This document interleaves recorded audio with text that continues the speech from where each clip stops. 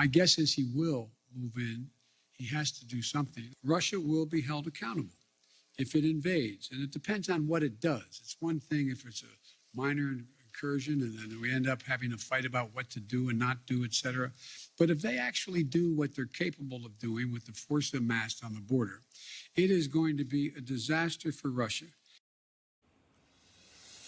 Welcome back into the show. As we've been telling you now, today marks 1 year in office for Joe Biden, January 20th. He believes the country is a lot better 1 year later than it was a year ago. A lot of Americans, though, disagree. Inflation now at a 40-year high at 7%. He's got a 33% approval rating, which I think says a whole lot about what the American people think about our president right now. Joining us now for more is Pennsylvania Congressman and member of the House Foreign Affairs Committee, Dan Meuser. Congressman, good morning. Great to see you again.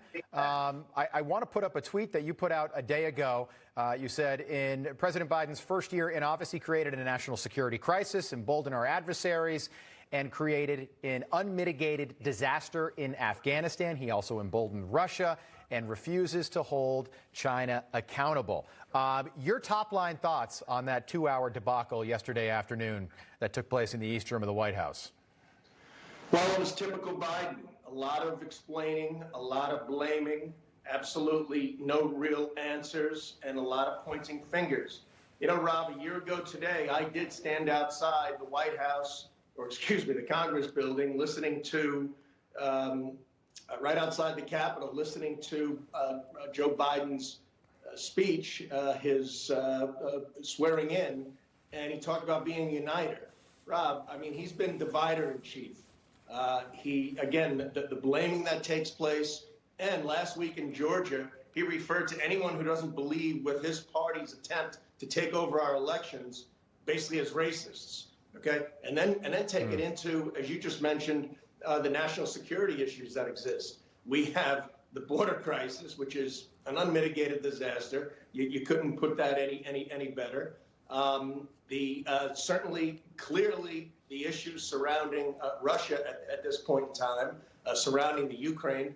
And here we have Joe Biden, during his speech yesterday, actually give somewhat of a green light to, certainly a yellow light or green light to Putin, related to, let's see how much of an incursion he makes into Russia. Well, and that will depend. Right, that will depend. Do you think that I'm comfortable saying green light. His exact line was minor incursion. If he his response to what's happening, if it's a minor incursion, the U.S. will respond. A minor incursion is, to me, that sounded like a green light for an invasion.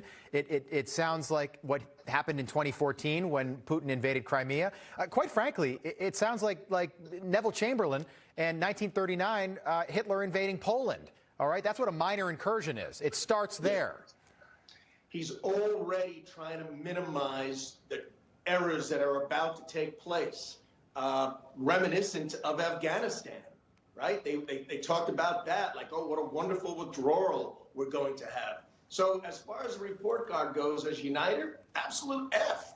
As far as national security, because the list goes on there, F. As far as COVID response, F. Particularly what he could control, testing.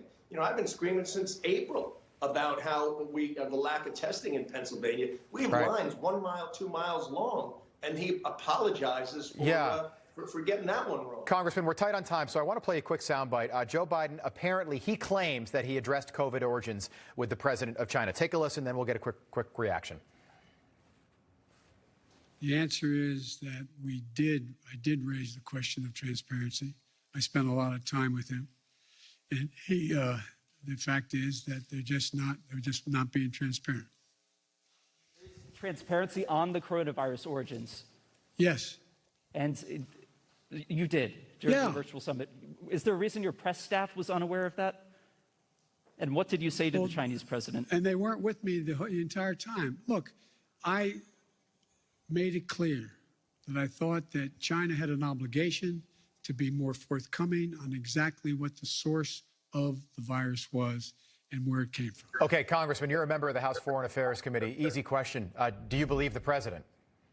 I don't.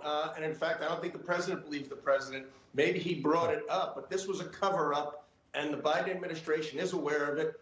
We're aware of it through our China task force. Right. All the data points to that it occurred the virus came from a lab in Wuhan, whether it was accidental or deliberate. That's where it came from, and he's not even attempting to get to the bottom of it. Yeah. Congressman Dan Meuser, great to have you on this morning. We appreciate getting your take on everything that took place yesterday. Good to see you. Thank you. You too, Rob. Thanks very much.